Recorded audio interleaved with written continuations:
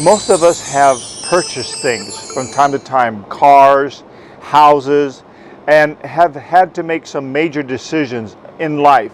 And of course, we pray for those of us that know the Lord as our Savior, and we ask God to direct us, give us wisdom and insights should we do it.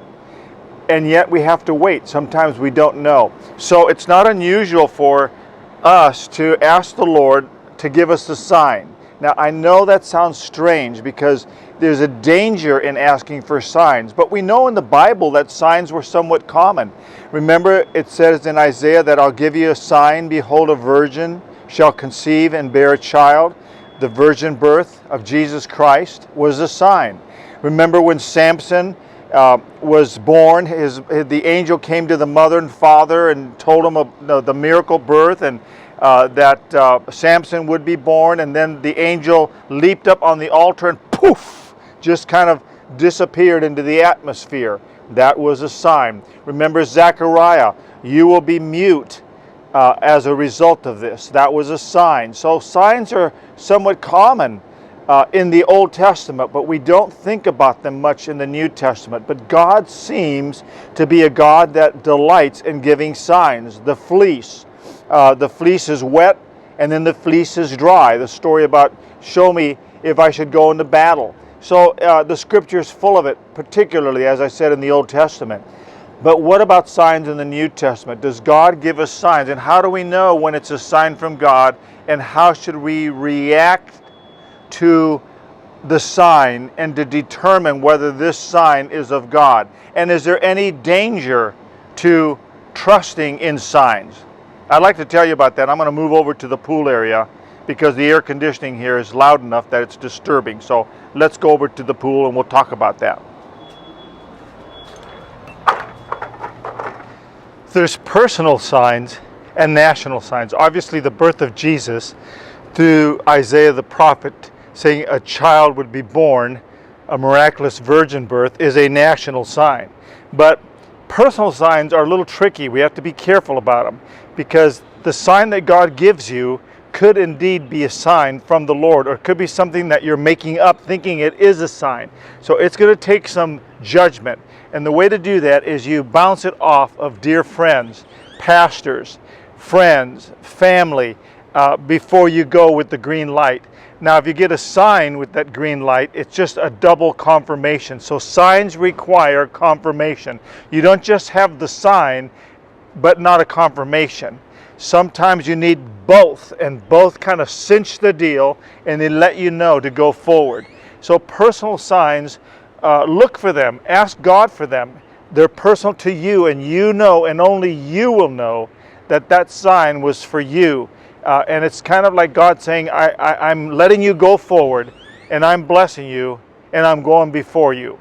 I'm going to take you inside the condo and show you a personal sign as an example of what I mean. This is so funny. On the way into the condo to show you what I was about to show, I couldn't help but pass up our local pest control here for this condo subdivision. And I like this. Buenas noches, cacarroches. It somewhat rhymes for those of us that speak Spanish. And it's basically cockroaches, you're out of here. And I couldn't help but think of, remember Moses? Moses goes to Pharaoh and gives them all these plagues. They're signs. They should have told Pharaoh, listen, buddy, let our people go free. Let the Hebrews get out of Egypt. They were signs. Every plague was a sign to Pharaoh. We got a God that you got to deal with. So signs are viable. I just wanted to say that to you because I thought that was so cool with this little Buenas noches, cacarroches. Now this is one of those personal signs. To you, it would mean nothing. To us, it was huge. You see this picture? I bought this picture before we even had the condo. And this picture of Santa Monica Pier, the entry point to this pier in Santa Monica on Ocean Park Boulevard, that is the sign that really pushed us to move in this direction. Here's what happened. We came down here to the North Bay of Corpus Christi. It's called North Padre Island. And we looked at some condos. Now, Marilyn's mother had passed on and left us an inheritance, and rather than see it depreciate in the bank with no interest or little no interest, we decided that we would take a plunge by faith and invest this money into something that is somewhat speculation. Down here, Hurricane Harvey a couple of years ago destroyed everything. You just don't know when you invest down here. But we thought with Airbnb, we could make the money work for us a little more effectively in my retirement, so that Marilyn and I would have some provision from the inheritance that was left by her mother.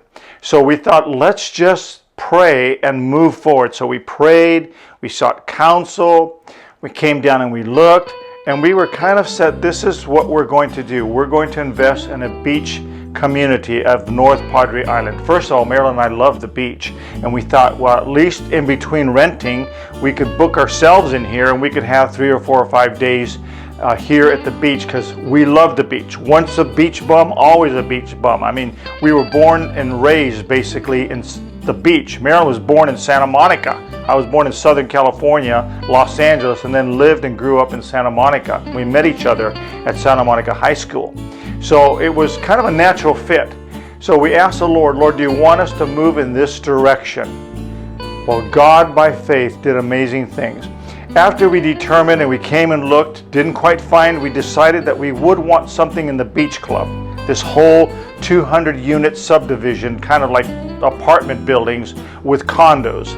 And so this was the place that we had determined. Then the most amazing thing is we were going home, determined that we would do this and wait on the Lord. On the way home, there's a Salvation Army right on Highway 281, about 17 miles south of Spring Branch, Bulverde area. And so we love thrift shopping, Salvation Army, Goodwill, those kind of places. So we decided, hey honey, it's like not quite 5 o'clock yet, let's pull in and let's just look around. And she said yes. It kind of breaks up our trip home, and so we pull the car in. She's peeled off to the left, I peeled off to the right, and lo and behold, when I got against the wall, there was this poster. Santa Monica, the harbor, sports fishing, boating, and cafes. We grew up with this sign. It's an icon. It's been there for years. I don't even know when it was there. It could be back into the 20s and 30s. And I couldn't believe it. Here in Texas, of all places, in a Salvation Army, for like $7, was this beautiful black pre-posted print on a poster board ready to hang, and I just could not believe it. And the Lord spoke a little word to my heart. He said, I am giving you this poster as a sign that you and Marilyn will be released and you will have a condo, the desire of your heart, and you're going to hang this in a wall in that condo. I was so thrilled, because I knew in my heart God was showing me a sign.